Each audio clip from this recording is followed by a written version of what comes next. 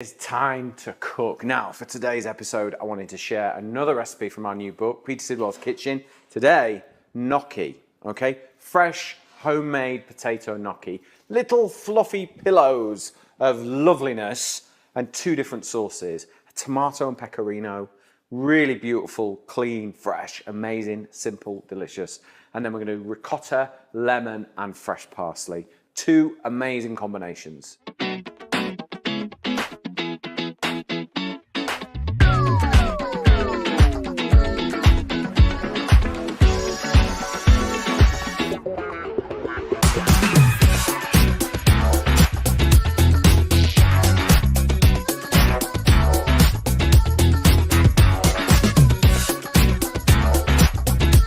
Right, gnocchi all starts with potatoes, okay? So I've got some jacket potatoes in the oven. So if you're having jacket spuds for tea, make more, then you can make gnocchi, all right? So you can see I sprayed them in a tiny bit of olive oil and salt, which helps draw the moisture and crisp up. I now want a jacket potato for my lunch. But for this recipe, you need 300 grams of potatoes, all right? So let's just put a few on here. Does it matter what type of potato you use for this? Not massively, because you're not having it as a jacket potato. Right, okay. But like, you know, Maris Pipers will be absolutely fine. Any potato that you know is going to bake well. Doesn't want to be too waxy. Kind of, the point of doing it like this is that the steam comes out and we release the moisture, because what you don't want is any moisture in your gnocchi. I always remember I went to Naples once and I got a ferry across to Capri. Wow. Which is a lovely little island just off the Bay of Naples. And I had the most incredible gnocchi with tomato and pecorino, which is why this has ended up on the book, because for me it was like the perfect gnocchi experience. It was just beautiful. Yeah. So simple, so well made, so Italian, just in its whole way of doing things. Now, I'm going to put my scales on there, zero that, because I want 300 grams of cooked potato. So in we go. So you can see all the steam coming out. So if they're coming fresh out of the oven, just wait a bit, let all that steam out. Don't waste the skins. Oh, the best bits. Yeah.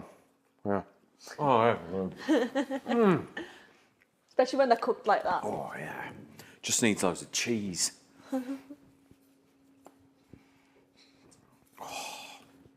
Love a jacket potato skin. I wanted jacket potato more now than I did before, and I wanted it then. Oh, that's good. Right, so I'm at 200, nearly there. So what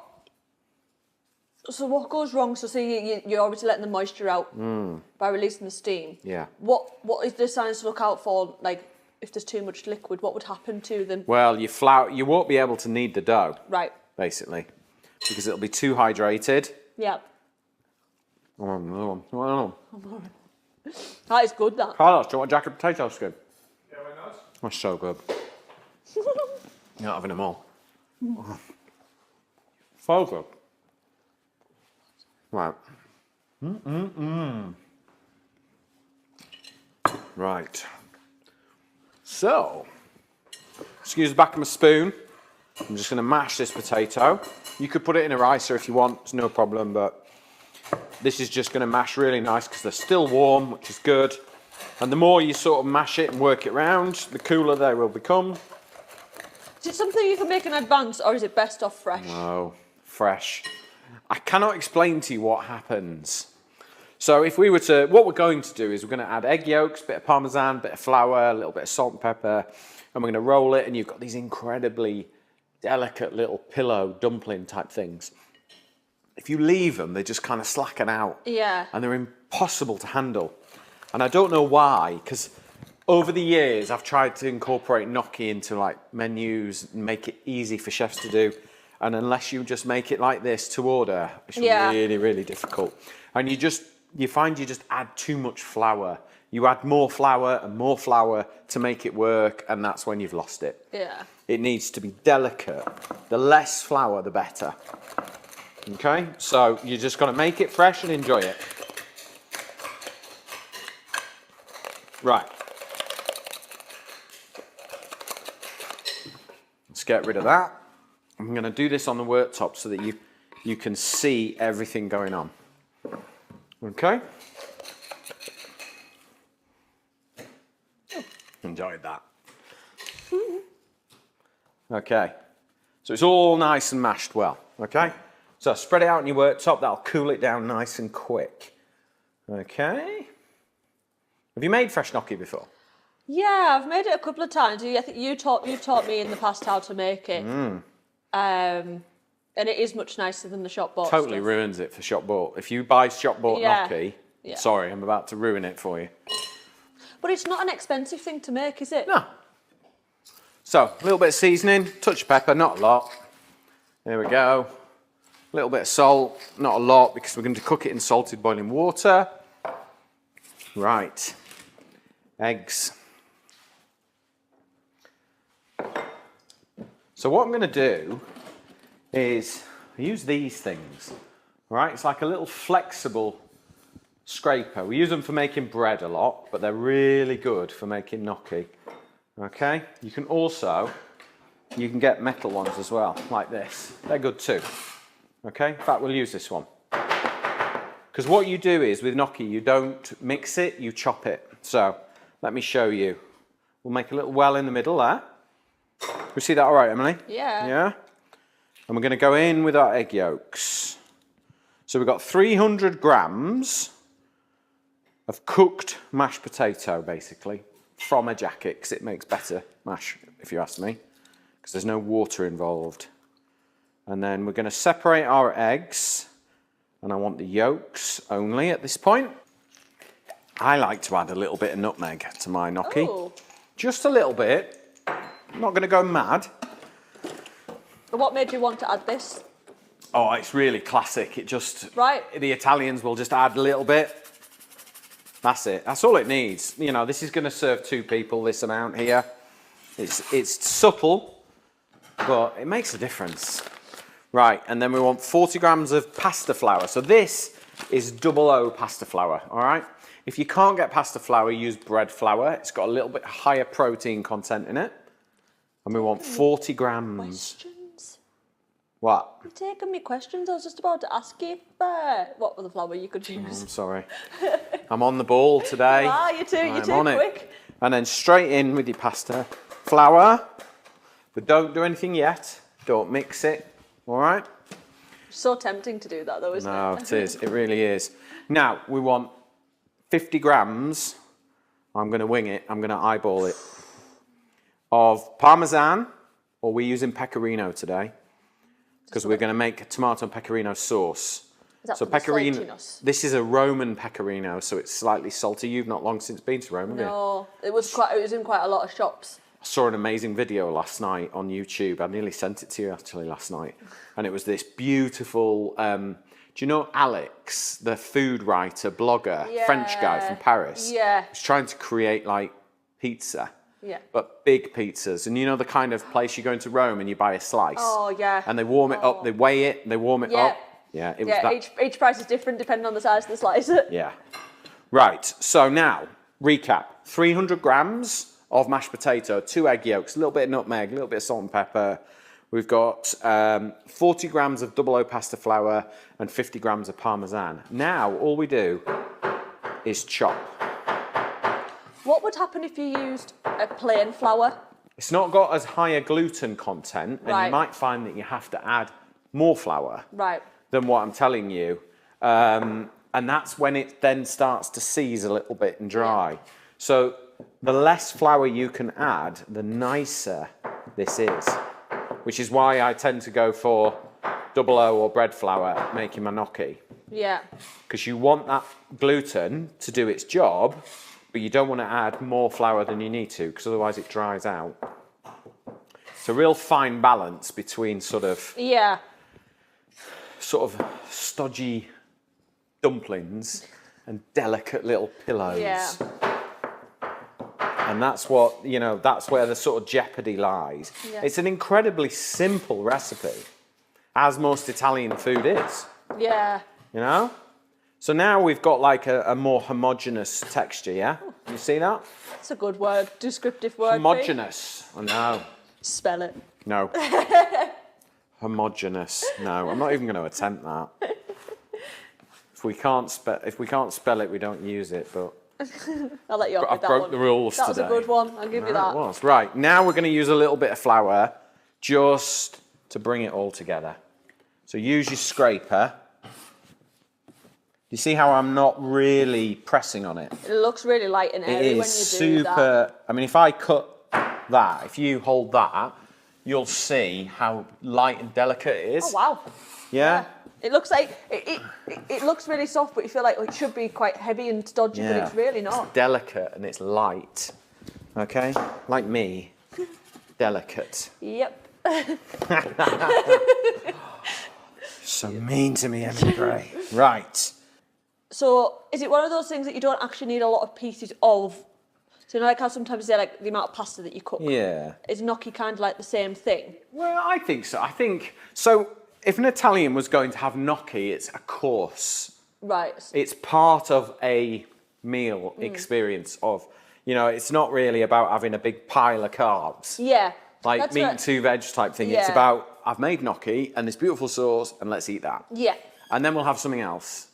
You know what the Italians are like? They spend all evening eating, which is nice. I don't think there's nothing wrong. There's nothing wrong with that, Pete. Right, so now what I'm going to do with the gnocchi is I'm going to cut it into little portions, show you how to shape it, then we're going to move on to two incredible sauces. We'll cook the gnocchi and I'll show you how to make them both, okay?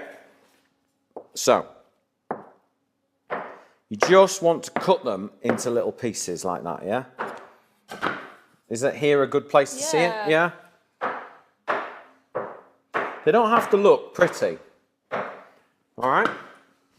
They can be a bit rough around the edges, a little bit of flour on your hands.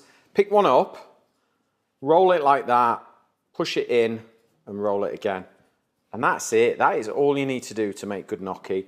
The less you handle it, the nicer it'll be. Right, time to make the tomato sauce that we're going to serve with pecorino and our fresh gnocchi. So, first thing we need is some white onion. I'm going to get my pan on the heat ready. It's really important, like when you're cooking, I think, get your pans ready so that everything's fluid and seamless, okay? So, one white onion. We're going to chop it really, really fine because we don't want like tons of chunks of onion in this. We want it all just to kind of cook together. Any option to change white onion, or would you? If you've got a red onion, use a red. It's not as strong a red onion, it's sort of slightly sweeter. Yeah. If you don't like onion, you could use fennel or leeks if you prefer. But nice and fine. We'll get rid of those tail enders. There we go. If you've missed any bits, just run your knife through. Okay. Now remember, if you've got any questions about today's recipe or any other kitchen conundrums, just post them in the comments below and I will help you where I can, all right? And also, if you do want to buy our new book, you can pre-order it on petersidwell.com. Quite a few people have pre-ordered already, actually, which is really nice of you. You are top of the list, and as soon as the book comes in, they will be sent straight to you. Okay.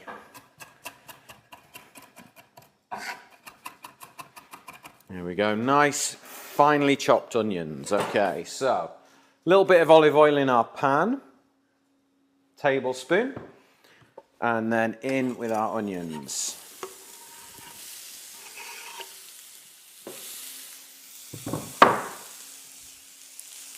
Then we want a sprinkle of salt in there. Why do we put salt in, Emily? Remove the moisture from the onions. Good, see? I do listen. How many times have we all heard him bang on about that, eh? Right, garlic. One clove. Put the back of your knife and then just crack it like that. And it will just unwrap. Okay?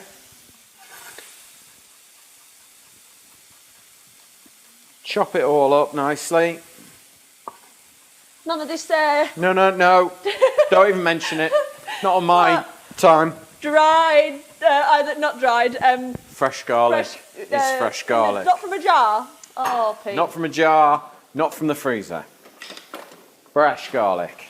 There's no excuse. Unless you live maybe within the Arctic Circle and you only get deliveries once or twice a week. Then I'll let you off. Okay. Right, so this is quite a light tomato sauce, okay? It's not a big, heavy ragu type sauce. It's all about the tomatoes and just kind of accentuate them, liven them up, okay? So we're going to cook the onions down, but not too much colour, all right? They just want salt, draws the moisture out and just become a little bit translucent. Okay? 400 gram tin of chopped tomatoes, reasonable quality, but not like super premium. They're just like normal, decent, half decent chopped tomatoes. So we're going to add those in and then half a tin of water.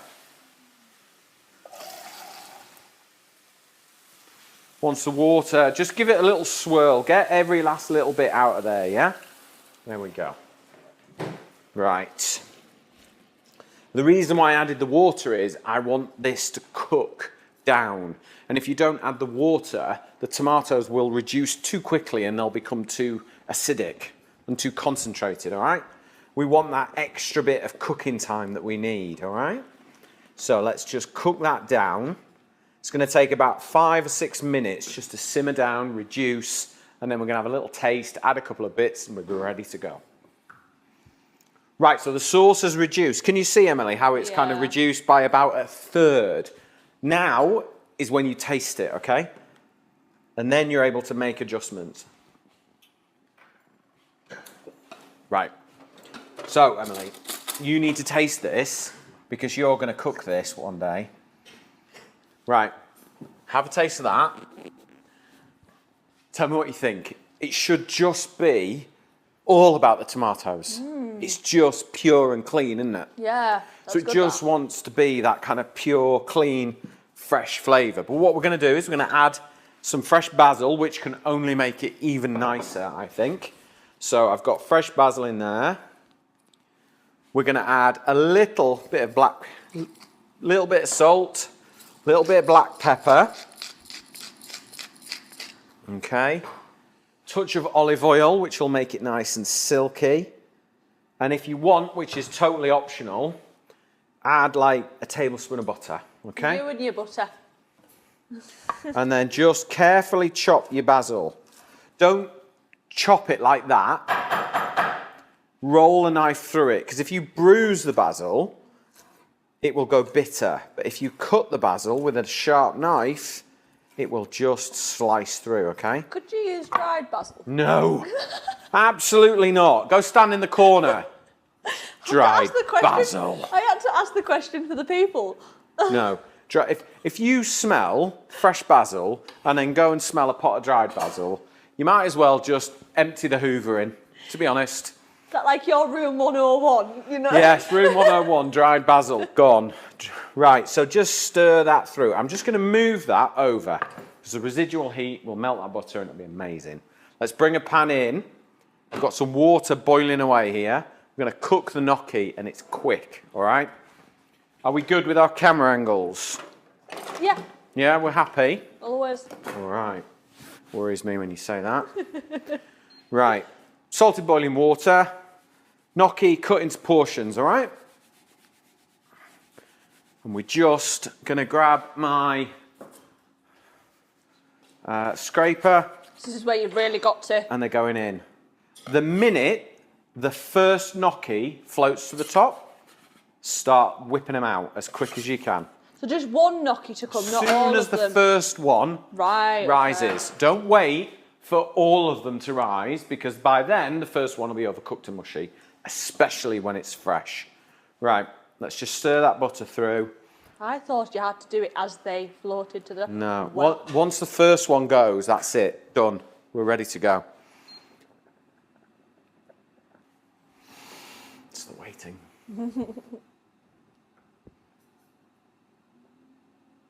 Right, they're starting to float. Switch off. Okay. Slotted spoon. Nice and don't be stirring this, all right?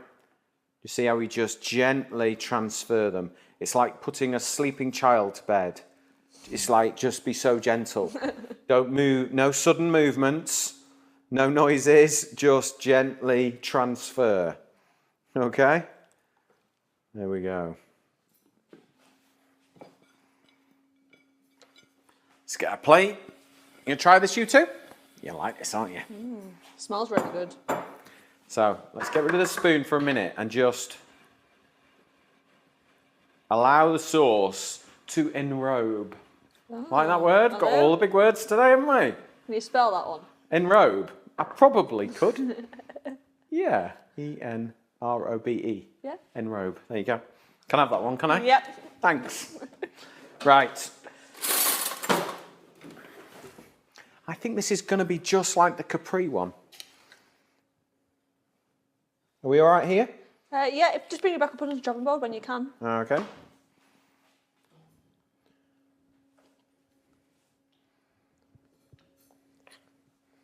This just epitomises simplicity. It really does.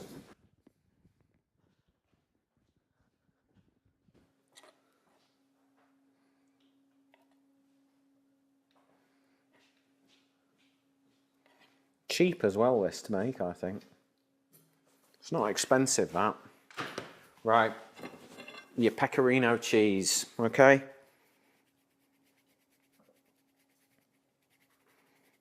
So it's slightly saltier than Parmesan. If you can only get Parmesan, get Parmesan. It's not a deal breaker. And then I like to finish with a touch of olive oil. So you get that beautiful silkiness. That's how I make my tomato gnocchi with pecorino. Now this is how to make ricotta, lemon and parsley gnocchi. So first thing we need to do, a little bit of olive oil in the pan. And then let's add just a touch of butter, just to kind of make a nice base to cook in. Couple of cloves of garlic. Let's just peel those. Right, and then roughly chop, all right? And that can go straight in. Little pinch of salt in there. That's it. Now, we've got ricotta, we've got lemon. So I'm going to get the zest in.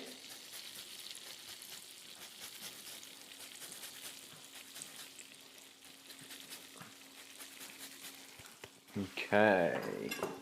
And then what we're going to do is we're going to create like an emulsion. So I'm going to take some of my cooking water with my gnocchi. You see how sort of cloudy and starchy that is? That is going to now make an emulsion. Nice. All right, so you've got oil and water in there. And now it's become an emulsion, so it's ready for the ricotta. And you don't want to be heating and boiling the life out of this, okay? So add your ricotta in. That's it.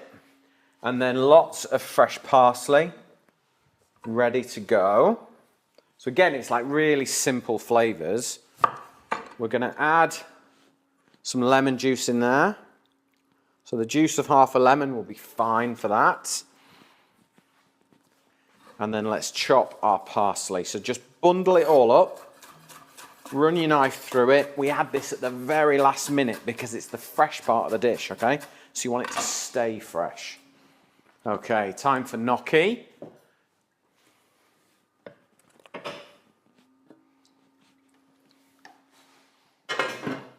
Right, so just stir the ricotta in.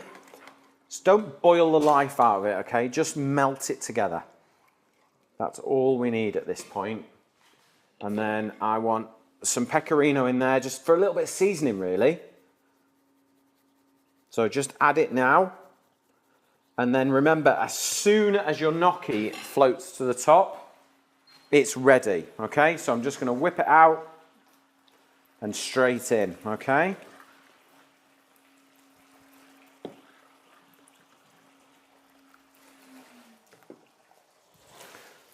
And then stir that together. Actually take the spoon out to stir now. Now that the gnocchi is in the pan, don't be tempted to wade in with a big heavy spoon because you'll just break it all up. In with your parsley. And then just give it a little toss. And now it becomes that really lovely, beautiful, creamy gnocchi dish. And it's such a, I mean, look, it's such a small amount of gnocchi, such a small amount of ricotta that we've added in there, but it's all creamy because of the starch water that the gnocchi's cooked in. So we just toss it around like that. And then I'm not even going to serve this up. We're just going to taste it as it is. So finish with a bit of pecorino or parmesan. And that gives us a nice sort of salty richness. Touch of olive oil for silkiness. There we go. And I like to finish with a little bit of black pepper in there. And that's it. That is gnocchi two ways. This one is ricotta, lemon and parsley. And I tell you what,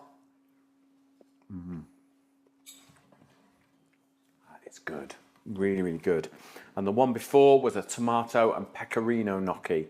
Now, thank you very much for watching. If you want any of the recipes, go to petersidwell.com. You can find all kinds of stuff there. You can find our new book, other recipes, other episodes. Go pay it a visit. Thank you very much. Have a great weekend.